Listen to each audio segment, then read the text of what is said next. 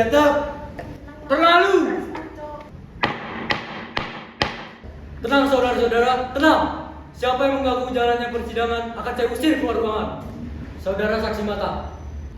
Saya, Pak. Kenapa mata saudara? Diambil orang, Pak.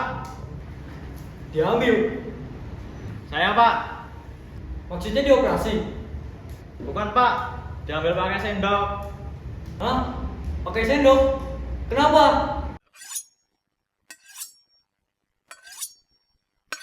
Hah?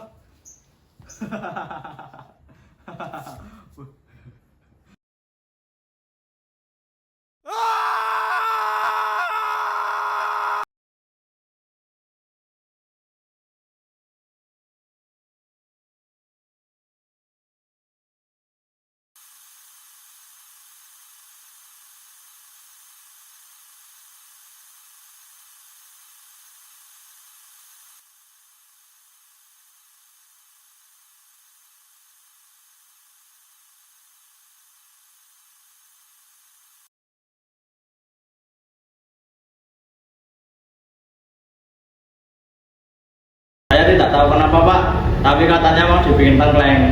Dibikin tengkleng? Terlalu. Siapa yang bilang? Yang mau ngambil mata saya, Pak. Tentu saja. Maksud saya, siapa yang mengambilnya pakai sendok? Dia tidak bilang siapa namanya, Pak. Saudara tidak tanya? Tidak, Pak. Dengar baik-baik. Maksud saya, seperti apa rupa orang itu? Sebelum mata saudara diambil menggunakan sendok, yang katanya untuk dibuat tengkleng atau campuran sop daging kambing itu, mata saudara masih utuh kan? Saya, Pak. Jadi saudara melihat orangnya seperti apa kan? Coba ceritakan, apa yang dilihat mata saudara yang sekarang sudah dimakan oleh para pecinta tengkleng itu? Ada beberapa orang, Pak. Berapa? 3, Pak. Seperti apa mereka? Saya tidak sempat meneliti, Pak.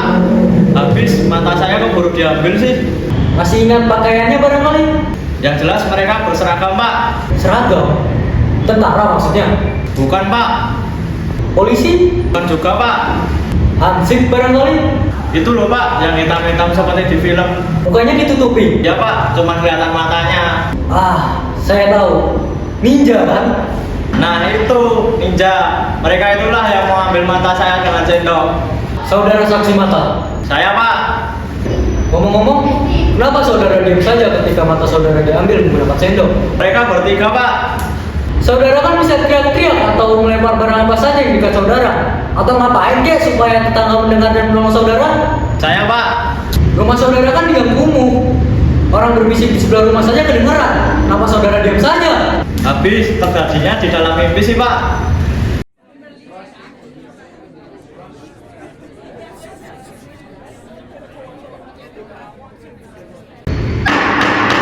Coba tenang sedikit.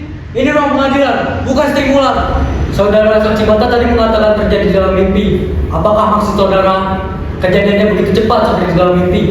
Bukan, Pak, bukan seperti di mimpi, tapi kejadiannya di mimpi. Itu sebabnya saya diam saja ketika mereka menyedap mata saya. Saudara serius? Jangan main-main ya. Nanti saudara harus mengucapkannya di bawah sumpah. Sumpah mati serius, Pak. Itu sebabnya saya pikir toh terjadinya di dalam mimpi. Dan saya ketawa waktu mereka bilang mau dibikin tengkleng. Jadi, menurut saudara saksi mata, segenap pengambilan bola mata itu hanya terjadi dalam mimpi. Bukan hanya menurut saya, Pak. Memang terjadinya di dalam mimpi. Saudara kan bisa saja gila. Loh, ini bisa dibuktikan, Pak.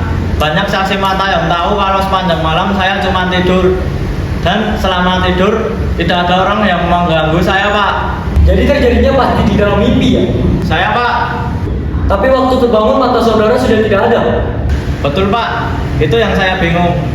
Kejadiannya di mimpi, tapi waktu bangun kok ternyata betul-betul ya. Absurd. Saudara saksi mata. Saya, Pak. Apakah saudara saksi mata masih bersedia bersaksi? Saya siap, Pak. Itu sebabnya saya datang ke pengadilan terlebih dulu ketimbang ke dokter mata, Pak. Saudara saksi mata masih mengingat kejadian itu, meskipun sudah tidak bermata lagi. Saya, Pak. Saudara masih mengingat bagaimana pembantaian itu terjadi. Saya, Pak.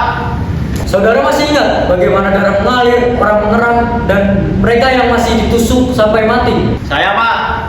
Ingatlah semua itu baik-baik, karena meskipun banyak saksi mata, tidak ada satupun yang ingin menjadi saksi mata kecuali saudara. Saya, Pak. Apakah saudara saksi mata masih bersedia bersaksi? Saya, Pak. Kenapa? Demi keadilan dan kebenaran, Pak.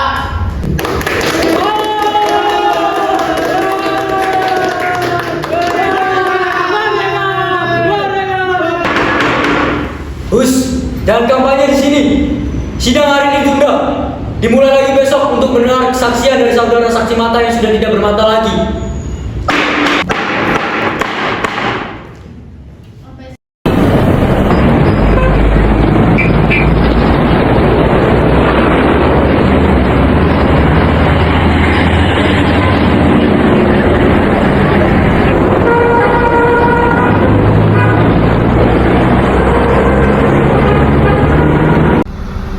Bayangkanlah ketika seseorang harus kehilangan kedua matanya demi keadilan dan kebenaran.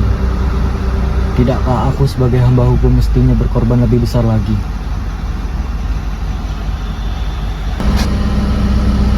Keadilan tidaklah buta. Ya Tuhan, semoga kehidupan Fana ini baik-baik saja. Amin.